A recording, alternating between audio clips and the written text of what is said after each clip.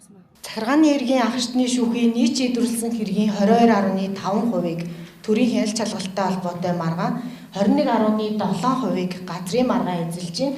За тайлбарт хугацаанд өссөн захиргааны иргэн маргаануудыг танилцуулбал төрийн албаны маргаан 45.3%-аар, тендерийн маргаан 4.8%-аар, татврын маргаан 3%-аар, тусгай зөвшөөрлөлтэй холбоотой маргаан 31.3%-аар, иргэний бүртгэлтэй холбоотой маргаан 60%-аар, хуулийн этгээдийн бүртгэлтэй холбоотой маргаан 22.7%-аар тус өссөн байна. Буурсан захиргааны хэрэг маргаануудын хувьд газрын маргаан 115 хэрэгээр буюу 19.9%-аар буурсан байна.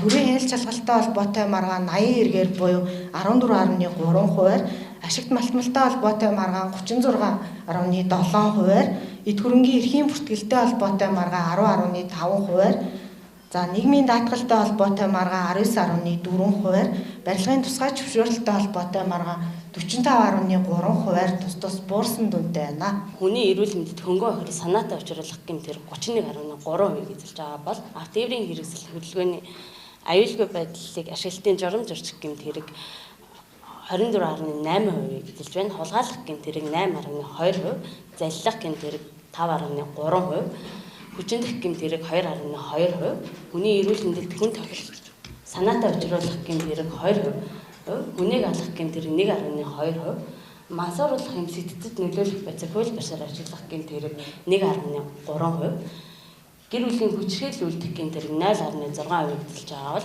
23% бусад төрлийн гэмт хэрэг эзэлж байна.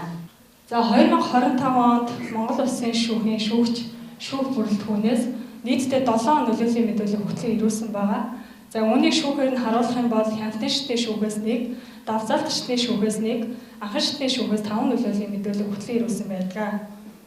Энэ нөлөөллийн мэдүүлгийг бол шүүхийн ерөнхий зөвлөл хуралдаанаар хэлэлцээд тухайн нөлөөллийн мэдүүлэгт дурдсан үйлдэл маань гэмтэрэг зөрчлийн шинжтэй эсхийг шалгуулахаар эрх бүхий байгууллагад шилжүүлдэг юм хуультай.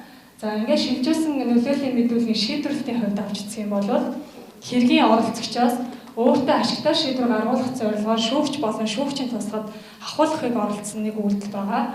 Үүнд бол цагдаагийн байгууллагаас эрүүгийн үед заасан мөдийн шалгах арилгын шүүх шилжүүлээд шүүхээс эрүүгийн хуулийн тусгай ангийн 22-ийн 5 дугаар зүйлийн 1-р хэсэг заасаар тухайн этгээд 6 сарын хугацаагаар 20-аар шийдсэн нэг юм тохиол байна.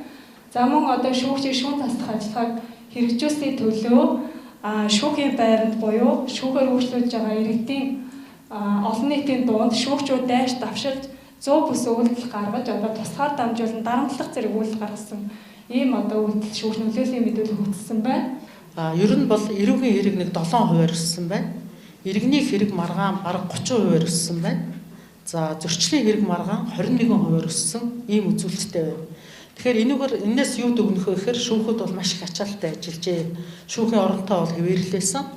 Тэгээд энэ их ачааллын дунд бол бас энэ жил шүүгч нар ажилласан байна.